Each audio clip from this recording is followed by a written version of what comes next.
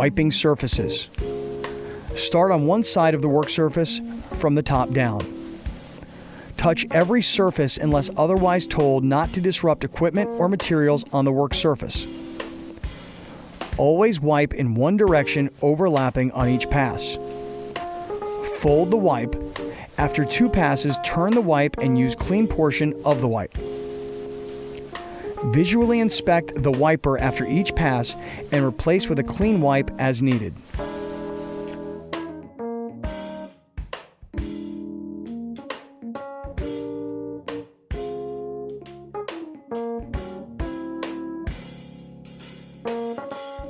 When cleaning furniture or other equipment, the process is the same. Wipe using overlapping passes. Fold the wipe. After 2 passes, turn the wipe and use a clean portion of the wipe. Visually inspect the wiper after each pass and replace with a clean wipe as needed.